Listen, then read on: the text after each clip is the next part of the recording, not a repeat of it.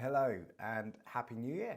And if you're anything like me, you'll be looking forward to a year of hoping to take better photographs, hoping to create better experiences in order to take photographs as well. And what I find is the more set up I am at the start of a year, the more I can concentrate on creating those experiences and improving my photography. So here's a few tips that I do at the start of every year to try and get me in a space where I can put all my energy and attention into taking better photographs. And one of the things that I do is pretty simple, is actually I have an external hard drive for every single year. And actually this isn't an external hard drive, this is an SSD, which stands for solid state drive. They're a bit faster, they're a bit more reliable, a bit more fail-safe in my opinion anyway. And so this is an Extreme Pro portable SSD. I don't actually use any, I don't ever put any of my photos from my cameras on my laptop, purely because it's, at some point you will have to move them, whether it's when you change your laptop or whether it's you run out of space. Having them on a laptop or computer or tablet creates an issue at some point where you'll have to move them and change storage, and then that becomes a headache, and you, when that moment happens, is out a little bit out of your control. That's why I try and make sure I've got enough space on my SSD to last me for the year. So I may have a whole terabyte left at the end of the year, but I'll know that that one external hard drive or SSD will be for 1 year, and I'll put it in my catalog storage box, and I'll know that that's for 2023 or 2024. And so for me, that's much more, having that sort of organised process is much more beneficial than trying to get every megabyte out of my storage devices. And so it's pretty simple really. I have this, which is the SSD, and I'll transfer all my photos from every shoot that I'll do.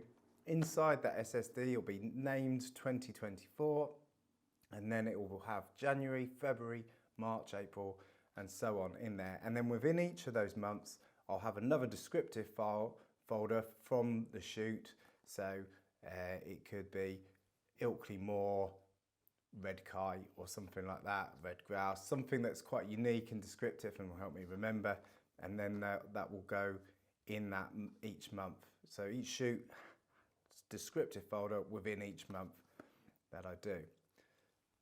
Then, to be extra safe, I have an external hard drive, which is a little bit slower, a little bit cheaper, but exactly the same size. So these are 4 terabytes. I'll talk about size in a second. And I just back up to this one. So I've got them in 2 different spaces. So if anything goes wrong with this one, I've got a backup of it on the external hard drive as well. Now I use 4 terabytes. I think most people would probably be all right with 1 terabyte, 2 terabytes. It's really going to come down to the file sizes that your camera takes. So I can't really advise you very much, and obviously how many photographs you take as well. So it's going to be a very subjective thing, but I think 1 to 2 terabytes is probably suit most people. The key thing I think is just going a little bit more than you think, you know, and because you don't really want to have to divide photos within a year across 2 storage devices. It won't be the end of the world, but it's just neater that way.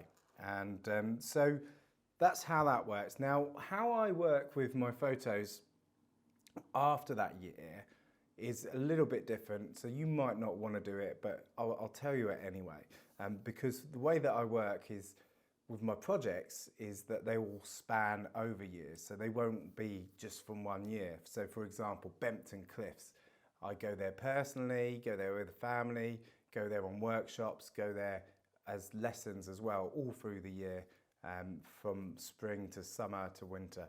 And so because I'll have photographs that I'll want to look at and have easy access to from 2018 to 2023, I have the best of the best photos in a separate SSD, which is my photography project SSD.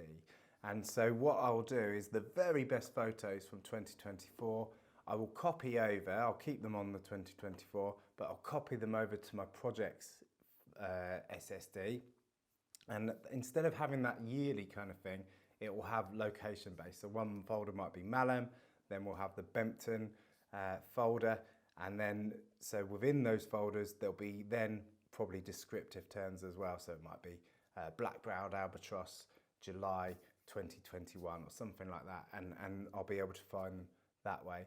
And so that's kind of my approach to storage, and having those systems in place and ready for the year ahead really helps me focus and concentrate on just getting on with shooting and planning shoots and obviously all the lessons and workshops that I do as well. And so that puts me in good stead. Now, the only other thing that I think that can be really important to get right before you go into the year is any software updates and firmware updates. It's quite easy to miss firmware updates sometimes, and especially with newer cameras, they can be really, and mirrorless cameras, they can be really good at improving the performance of your cameras and photography equipment. So it's a really good thing to do. So it's almost like an audit, almost like the sort of thing that you'll find at London Zoo when they go through all their animals and check their health, and on New Year's Day or whatever it is they do it.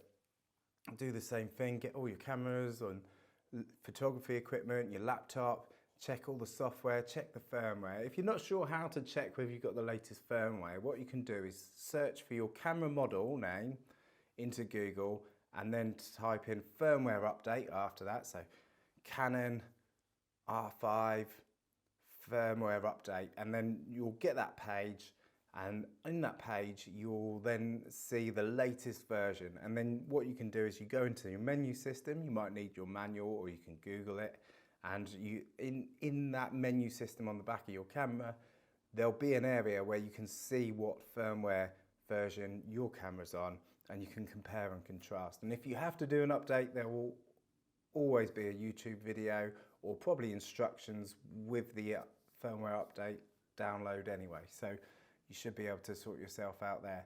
But if we can get those things in place, I mean, you should really, with firmware updates, check it throughout the year, obviously, but it's a good line in the sand now to have a little look and just check everything's up to date as much as possible. And that should get you in good stead for the year ahead. So hopefully those are little tips that help you to concentrate on taking better photographs in the year ahead. And yeah, so hopefully that's useful for you, and I hope to bring you much more videos in the year ahead, and maybe even see you for a walk or a lesson in the future too. So thanks very much.